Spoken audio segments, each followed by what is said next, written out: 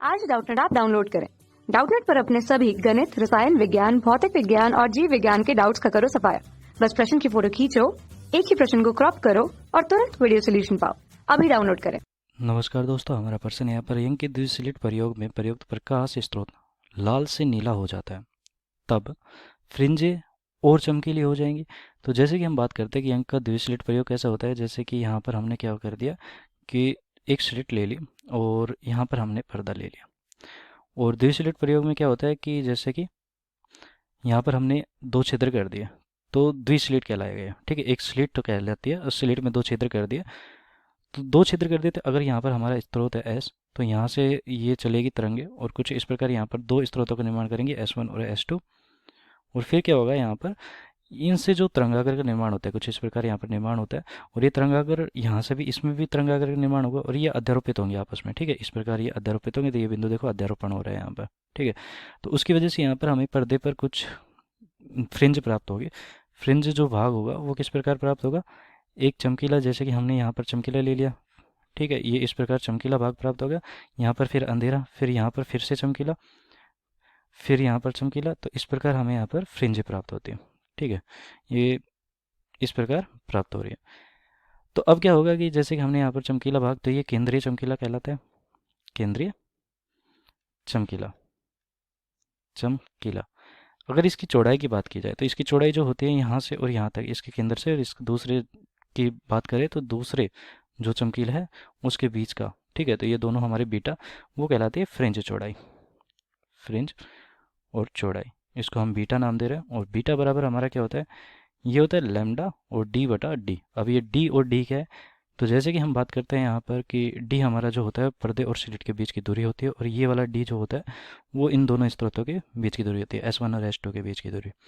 ठीक है, तो ये तो हमारा छोटा डी हो गया और ये हमारा बड़ा डी हो गया। और यहाँ पर जो स्रोत है उसकी जो तरंग दैर्घ्य होती है वो लैम्डा होती है, तरंग दैर्घ्य। तो जैसे कि हम कह रहे थे पहले कि प्रकाश स्रोत लाल से नीला कर दिया, तो पहले हम लाल यहाँ पर उपयोग में ले लेते थे, यहाँ पर लाल हमें फ्रिंजें प्राप्त होंगी। ठीक है, तो उसकी जो चौड़ाई है वहाँ पर ये दे सकते हैं हम। तो हमें क्या क्या मिल रहा है, तो देखो फ्रिंजे अगर मैं कहूँ कि स्रोत लाल से नीला हो जाता है तो फ्रिंजे और चमकीली प्राप्त होंगी। तो देखो चमकीली तो प्राप्त नहीं होंगी, जो क्योंकि यहाँ पर बस लाल से और नीला ही प्रयोग कर रहे हैं। तो लाल से और नीला करेंगे तो लाल की तीव्रता भी वही होगी और नीले की तीव्रता भी वही होगी। ठीक है, नीले की तीव्रता अगर समान है तो इन दोनों की तीव्रता अगर समान है तो दोनों की दोनों जो तीव्रताएं होंगी वो समान ही यहाँ पर प्राप्त होंगी। और ये जो भाग है हमारा समान चमकीला प्राप्त होगा। और इसका कारण क्या है कि क्योंकि हमें तीव्रता समान प्राप्त हो रही है, तीव्रता। ठीक है, तो ये तो हमारे पास हो गया कि फ्रिंजेस जो होंगी वो चमकीली हो जाएंगे, ऐसा नहीं होगा, वो समान ही यहाँ पर चमकीले होंगे। क्योंकि अगर यहाँ पर आई, अगर इसकी तीव्रता है आई, यहाँ पर अगर इसकी तीव्रता है तो ये 4 आई हमें प्राप्त होता है सूत्र से।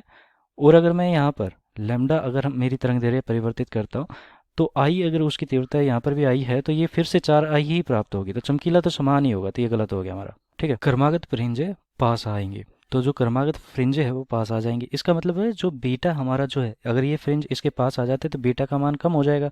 तो बीटा का मान क्या कम हो जाएगा, अगर लाल से नीला हो रहा है तो लाल की जो तरंग दैर्घ्य होती है वो ज़्यादा होती है। तरंग दैर्घ्य की बात कर लेते हैं, तो तरंग दैर्घ्य, ठीक है, तरंग दैर्घ्य जो लैम्डा है वो लाल के लिए हमारा क्या होता है, ज़्यादा होता है नीले से।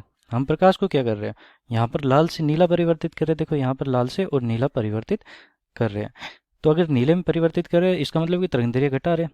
और यहाँ पर देखो अगर तरंग दैर्घ्य मैं घटाऊंगा तो बीटा का मान क्या हो जाएगा, घट जाएगा। तो बीटा मेरी समानुपाती है तरंग दैर्घ्य के। तो अगर मैं तरंग दैर्घ्य का मान घटाता हूँ तो बीटा का मान भी घट जाएगा। इसका मतलब है कि पास पास आ जाएगी। तो ये बात सही होगी यहाँ पर, तो बी विकल्प हमारा सही उत्तर हो जाएगा। पर्दे पर उच्चिष्ट की संख्या बढ़ेगी, तो ये बात सही है, यहाँ पर उच्चिष्ट की संख्या बढ़ जाएगी। अब क्यों बढ़ जाएगी, क्योंकि देखो हमारी जो लास्ट वाली यहाँ पर कहीं पर प्राप्त हो रही थी, जो फ्रिंज प्राप्त हो रही थी वो अब कहाँ पर प्राप्त होगी, यहाँ पर प्राप्त होगी। तो इसका मतलब है कि इतनी जगह बच गई, इतनी जगह बच गई, तो इतने में भी और भी आ सकती है, तो ये वाली संख्याएं और बढ़ जाएंगी। ठीक है, इतनी सी संख्याएं और बढ़ जाएंगी। तो मैं क्या कहूँगा कि पर्दे पर उच्चिष्ट की जो संख्या है वो बढ़ जाएगी। तो सी विकल्प हमारा सही उत्तर हो गया। केंद्रीय चमकीली फ्रिंज काली फ्रिंज बन जाएगी। तो देखो जो चमकीली फ्रिंज होती है, जैसे कि हमने यहाँ पर लाल रंग प्रयोग में किया तो यहाँ पर लाल फ्रिंज प्राप्त होती है, और अगर मैं नीला प्राप्त करता हूँ तो यहाँ नीला रंग अगर उपयोग में लेता हूँ तो नीली ही फ्रिंज यहाँ पर प्राप्त होती है। तो इसका मतलब ये नहीं कि अगर मैं एक रंग से दूसरे रंग में परिवर्तित करता हूँ तो केंद्रीय फ्रिंज काली हो जाएगी। यहाँ पर एक रंग से दूसरे रंग में परिवर्तित करता हूँ तो उसी प्रकार की हमें यहाँ पर फ्रिंज प्राप्त होगी, केंद्रीय फ्रिंज। ठीक है, तो ये हमारा विकल्प गलत हो जाएगा फिर, तो बी और सी सही हो जाएगा। धन्यवाद। कक्षा 6वीं से 12वीं से लेकर नीट, IIT, JEE वो एडवांस के लेवल तक 1 करोड़ से ज्यादा छात्रों का भरोसा। आज ही डाउनलोड करें डाउटनेट ऐप या व्हाट्सएप करें अपने सारे डाउट्स 8400 400 400 पर।